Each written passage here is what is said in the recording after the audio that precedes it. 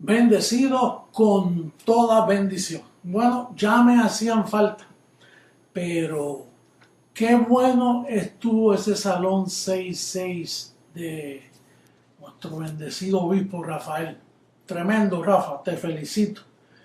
Tomaste el tiempo para hacer una presentación muy linda, aunque además ese tema va a revolcar al mundo entero, porque bueno, toda la teología se le cayó al piso a todos los hombres. Todas las escuelas de interpretación se desvanecieron con el tema del Salón 6.6, el propósito de los velos. Bien, también quería felicitar a Oneid y el seminario que va a tomar lugar este próximo sábado en Lima, Perú. Así que lo felicito por ese seminario que va a tomar parte tantos bendecidos. También felicito a la amada en Puerto Rico que prontito se mudan a un nuevo lugar. Esto es un lugar donde el obispo Rubén fue y dijo, mira, esto es para la iglesia de Jesucristo, hombre. Oh, sí, no, yo sé quién es él. No tienes problema. No tengo problema. Y ahí se firmó el contrato para un nuevo lugar. Qué bueno que todavía hay gente así, que están dispuestos a enfrentarse a lo que sea y observan y se preguntan, pero no emiten juicio. Bien, el tema de hoy es la resurrección versus la transformación. Entonces, allá en Hebreos, tenemos que quedarnos un ratito en Hebreos capítulo 6, porque, bueno, primero dice el capítulo 5, verso 14, pero el alimento sólido es para los que han alcanzado madurez, para los que por el uso tienen los sentidos ejercitados en el discernimiento del bien y del mal. La razón que a nosotros muchas veces no nos entienden es porque ellos no tienen los sentidos ejercitados, no le han dado uso, están trancados como un motor viejo que ya el aceite se le dañó. Y entonces cuando nos escuchan a nosotros, ellos están llenos de religión y definidos, prejuiciados y definidos. Y es un pueblo que no puede entender, porque los sentidos hay que darle ejercicio. Actualmente, a mí personalmente tuvieron que darme mucho ejercicio, y a ti también. La iglesia ha ido ejercitándose.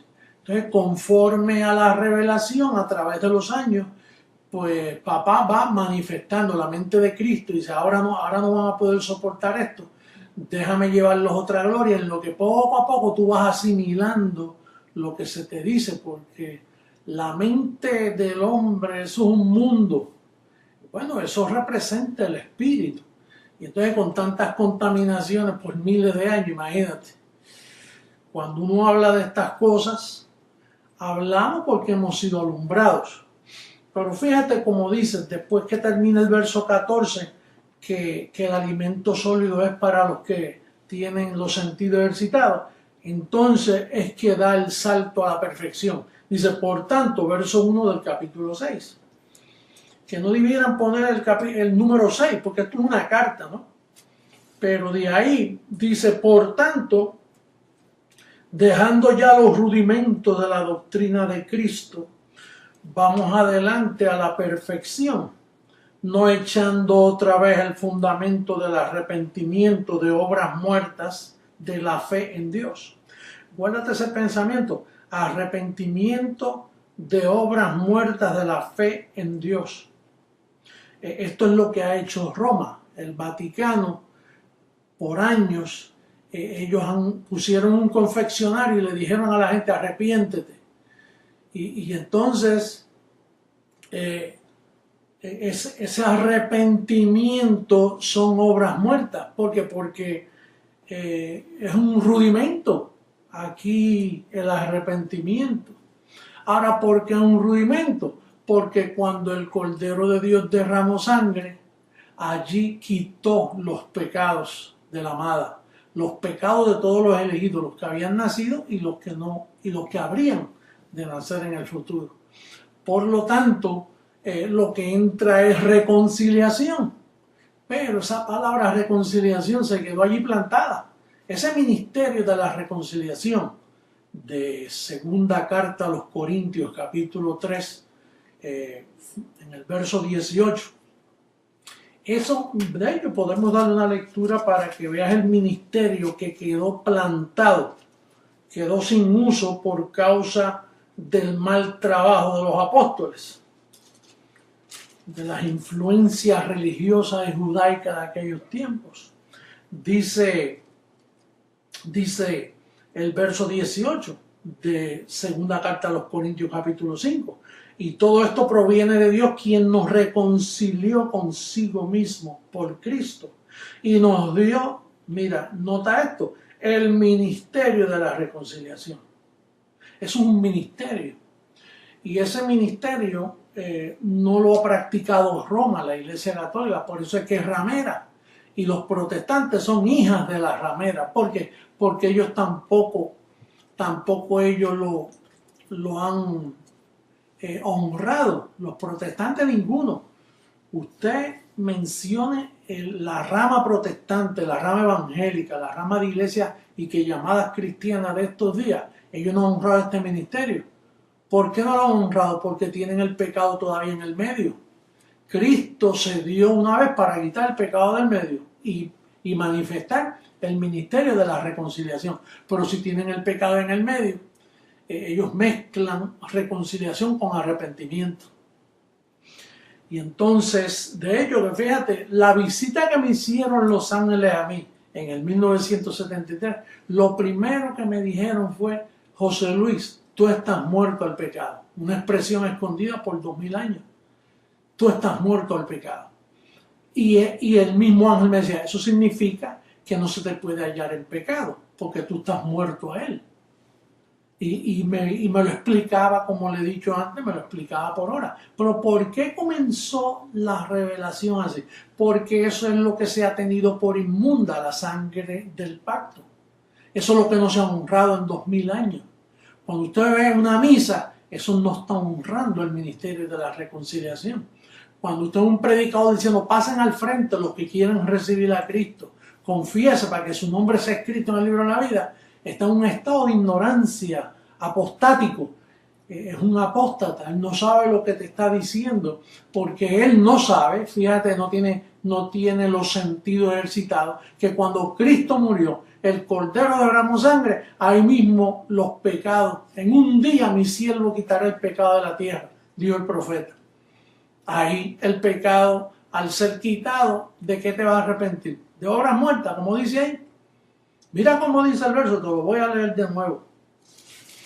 En Hebreos capítulo 6, en el verso 1, el primer rudimento que presenta aquí, aparte del bautismo y de los demás que vamos a mencionar, fíjate cómo dice, por tanto, o sea, si tú le vas a dar movimiento a los sentidos, vas a hacer un ejercicio con tus sentidos, dice, por tanto, dejando ya los rudimentos de la doctrina de Cristo, vamos adelante a la perfección. ¿Y cuál es la perfección? Pues el ministerio de la reconciliación, que no le toma en cuenta a los hombres sus pecados. Y les encargó a Pablo el ministerio de la reconciliación. La maldad apostólica, la ignorancia de Pedro y todos esos hombres malos, corruptos y perversos que dañaron el rumbo de la iglesia, dañaron la historia, son los culpables de todos los crímenes, de todos los asesinatos. La Iglesia Católica, cueva de ladrones. Allí comenzó toda la maldad que tú te puedes imaginar. Eso es, ese ha sido la burla cruel, yo diría, la blasfemia más absurda que tomó lugar fue cuando comenzó la Iglesia Católica. El primer Papa, los demás. Todo eso es una burla a la sangre de Jesucristo. Y de hecho, como dice segunda carta Tesalonicenses, que ya está en operación el misterio de la iniquidad, porque eso es un misterio. Tú no ves que ellos se presentan como que el vicario de Cristo y te predican que a Cristo y que la mamá y el papá y por ahí comienza, pero entonces te lo predican antes de la cruz y entonces luego niegan lo que sucedió en la cruz. Una blasfemia total. Con eso es que el mundo ha estado lidiando por 2000 años. Ese es el trabajo de Jesucristo, hombre. Dice, cuando Él venga, aclarará lo oculto de las tinieblas y manifestará las intenciones de los corazones. Porque la intención del corazón es la que cuenta. Aún tú que estás aquí creciendo en gracia, ten cuidadito cómo tú te manejas en la congregación del Dios vivo. Ten cuidado cómo operas, porque si tienes malas intenciones o si hay alguna iniquidad escondida, te la van a destapar, porque aquí no hay nada oculto que no venga a la luz. Aquí todo tiene que estar claro, clarito, porque es que esa es la función de la palabra. Estamos desnudos ante esa palabra, ese trono de gracia. ¿Qué no ves eso? Los 7 ojos del Señor que te están velando. Mira, los 7 ojos del Señor que te están velando por todas partes. ¿Para qué? Para que camines bien, para que operes en obediencia, para que la mente de Cristo te guíe, maneje los sentidos y tenga los pensamientos ordenaditos para que no sigas tropezando como a las vacas. Tienes que ser una buena vaca, que la vaca tropieza una sola vez y luego no tropieza más ahí. Así que cuando dice no echando, verso 1, vamos a darle lectura de nuevo. No, dice, por tanto, dejando ya los rudimentos de la doctrina de Cristo, vamos adelante a la perfección. No echando otra vez, que eso fue lo que hizo Roma, otra vez. No echando otra vez el fundamento del arrepentimiento de obras muertas de la fe en Dios. Tú sabes cómo está la obra muerta en todas esas iglesias católicas y protestantes, gente pasando y que al altar a arrepentirse y a llorando, lágrimas de cocodrilo. Eso todo es fingido, amor fingido, falsa ciencia, el producto de un abandono de la verdad, del verdadero evangelio de nuestro Señor Jesucristo. Un abandono total de la gracia. No hablan de gracia y no saben lo que es. La gracia comienza cuando tú honras la sangre de Jesucristo. Me decía una señora en esta semana, mire, yo estaba aquí en Houston y salí de un shopping center y la señora viene y me dice, yo lo he visto usted en televisión y mire, yo he estado ya yo lo he visto 2 o 3 veces por ahí, pero todavía no he tenido la oportunidad. Pero mire, repita conmigo, yo recibo al Señor. Pero ¿qué es lo que usted quiere, señora? Yo no puedo cometer una blasfemia así. Si, mire, por no decirle que yo nací, que nosotros todos hemos nacido ya perfectos y sin pecado, pero querí que yo aceptara a Cristo porque pues que los demonios me tenían engañado. Y yo dije, señora, es que los demonios no existen ya. Cristo destruyó al diablo. Léalo en su Biblia. Tenía una Biblia así al lado, así. Yo dije, lea su Biblia. Mire, ¿por qué me llamáis Señor, Señor y no hacéis lo que yo os digo? Eso le dije yo. Pues lee ahí y entonces vas a ver hablar conmigo. Pero mientras tanto, pues coja su riqueza y désela a los pobres. ¿De qué riqueza usted está hablando, señora? Dice, no, que usted es millonario, que es por causa de la prensa. Usted sabe cómo es la prensa. Aunque no están mintiendo, eventualmente todos esos millones quien los va a gobernar soy yo. Pero le dije, mire, el dinero, el que me entra a mí, en mis manos, es usado para alcanzar personas que están enredadas en el lazo del diablo, como está usted. Y se lo dije en una forma suavecito, no quise ofenderle.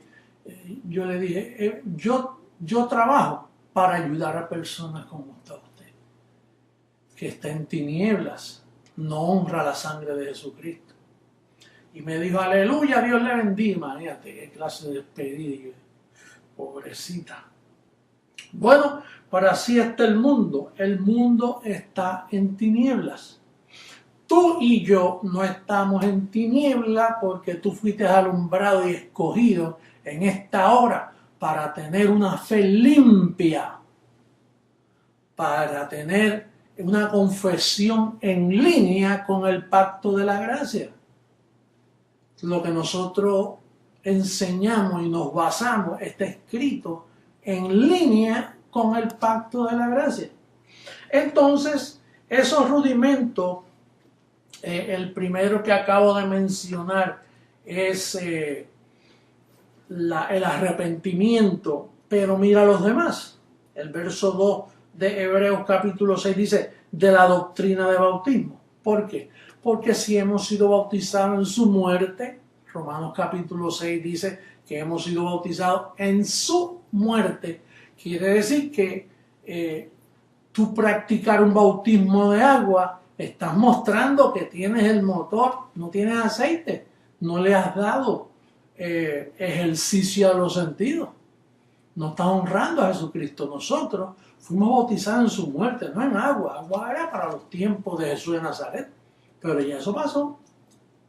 Entonces dice de la doctrina de bautismo, de la imposición de manos. ¿Qué sacan estos predicadores poniéndote las manos? ¿Qué tú le puedes hacer a alguien poniéndole la mano? Meterle un desengañoso de que vaya a salir temblando y brincando como una serpiente, como hacen algunos por ahí en los púlpitos, blasfemando contra el Espíritu de gracia. Entonces, ¿para qué imponerte las manos? Si tú estás completo y perfecto y no te falta nada, ¿qué va a hacer un cabezón de esto y que ponerte las manos? Allá en Puerto Rico le estaba contando yo que a mí la experiencia me llega, que me cogió la fuerza de choque de un ministerio que estoy en Puerto Rico, y entonces pues me invitaron a una reunión y yo fui y les ministré lo que yo tenía. Y entonces mientras yo ministraba, detrás de una cortina había alguien, 3 personas orando. Cuando terminamos, vinieron los 3, se pusieron así para reprenderme y limpiarme. Y cuando me fueron a tocar, cayeron reventados, patas arriba cayeron. Porque con nosotros no se puede jugar, nosotros tenemos una cubierta muy poderosa. Se quedaron espeluzados allí. Bueno, patidifuso, como dicen por ahí. Entonces, dice de la imposición de manos. Entonces, hay uno aquí que es el tema de hoy, de la resurrección de los muertos. Y también dice, y del juicio eterno.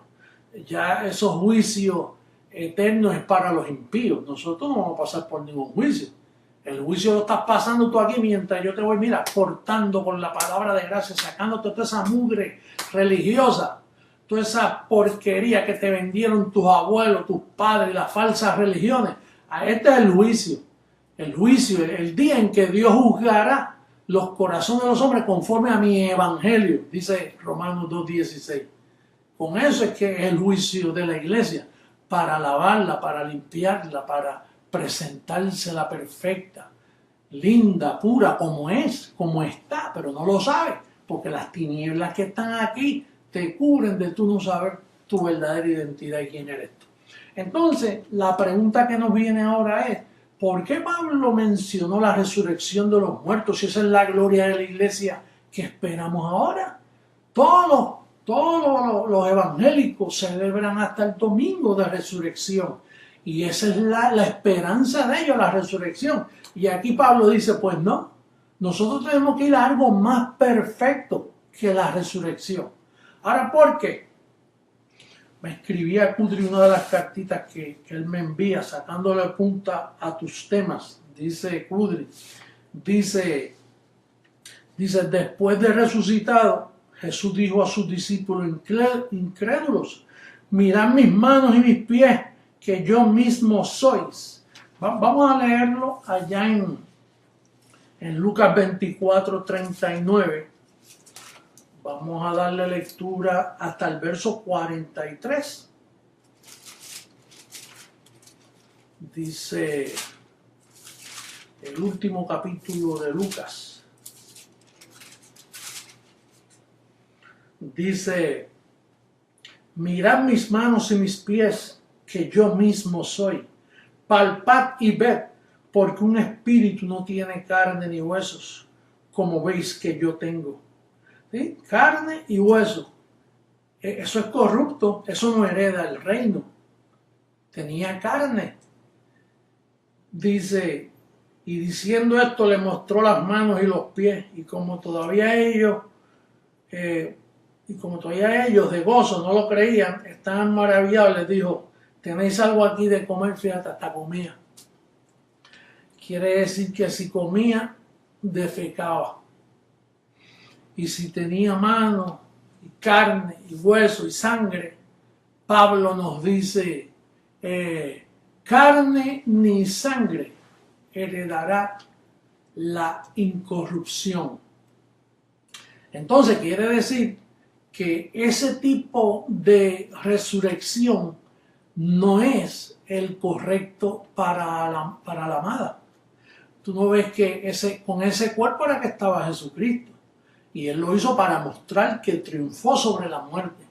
Pero ese cuerpo iba a desaparecer. Él tenía que manifestarse en esta ocasión con otro velo llamado José Luis de Jesús. ¿Por qué? Porque Él no podía casar a la amada, a su ataviada, no podía casarla con un Cristo de carne que tenía corrupción. Entonces, no era el cuerpo más excelente. Por eso es que la resurrección, el tema de hoy es resurrección versus transformación. Por eso, habían unos allá que en segunda carta a Timoteo, que Pablo dijo, Himeneo y Fileto, creo que era, dice que se desviaron de la fe diciendo que la resurrección ya se había dado. Bueno, se dio porque Cristo resucitó y probó, pero hay algo más excelente. Aunque Pablo le habla a los corintios, una congregación niña, y Pablo también, y Pablo dice en las veces en que me apareceré a ti, quiere decir que Pablo también iba creciendo, iba de etapa en etapa, hasta que aquí en hebreo lo perfecciona. No, esa resurrección fue la que tuvo Lázaro, y Lázaro murió. Hay otra resurrección, y es la del cuerpo glorioso que los hijos de Dios vamos a tener. Mira cómo dice, bueno, allá en Ezequiel, dice en Ezequiel 28, dice que volveremos, vamos a darle lecturita rapidito por aquí. Usted sabe que cuando el hombre pecó, cuando Adán pecó, nos despojó de la gloria y perdimos el ropaje, ese ropaje glorioso. Y dice, tú querubín grande, 28:14, tú querubín grande, protector, yo te puse en el santo monte de Dios, allí estuviste en medio de las piedras de fuego, te paseabas. Quiere decir que aquel cuerpo que tenía Adán primero, ese era incorruptible. Entonces, a la iglesia la van a vestir de cuerpos incorruptibles, cuerpos de fuego, cuerpos radioactivos, cuerpos poderosos. Eso es lo que le espera a la gloriosa transformación. Ya no es resurrección, es transformación. Por eso es que Pablo, en primera carta a los Corintios, capítulo 15, en el verso 51 al 53, primera, dice,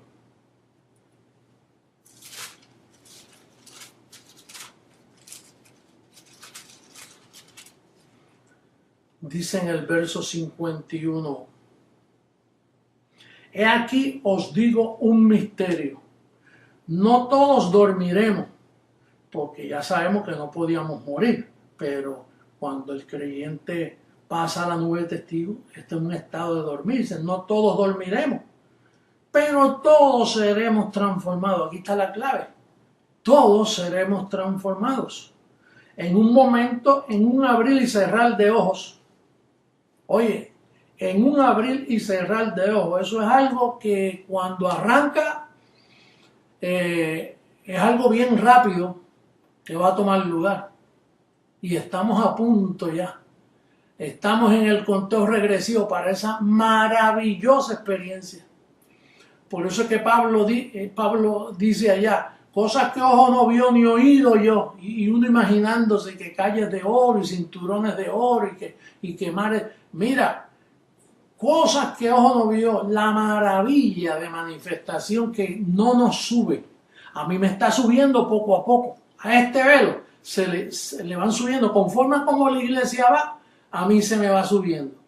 Y yo tengo oído para los miembros del cuerpo que nos ayudamos mutuamente. No te me puedes adelantar, pero sí, envíame porque nos ayudamos, porque los miembros se sujetan a ¿qué? A la cabeza. Esto es un cuerpo con una cabeza. Y entonces la cabeza manifiesta esa revelación mientras se va desarrollando. Entonces dice aquí el verso 53, porque es necesario que esto corruptible se vista de algo mejor, se vista de incorrupción, y esto mortal se vista de inmortalidad. Lázaro resucitó, pero murió. Pero esperamos una ciudad, esa ciudad, el monte de Dios, la ciudad del Dios vivo. Para ahí es que va la iglesia. Mientras tanto, podemos decir que lo que esperan los creyentes por ahí, los que nos critican a nosotros de falso, ellos esperan una resurrección de carne y sangre. Nosotros entendemos que hay un camino más excelente y es el ropaje divino, radioactivo, poderoso, que nos espera para poder ser seres eternos y para siempre. Así que me despido de ustedes amándoles y siempre llevándoles a la edificación de lo que Dios más ama, que es ustedes, la iglesia. Hasta luego, bendecidos con toda bendición.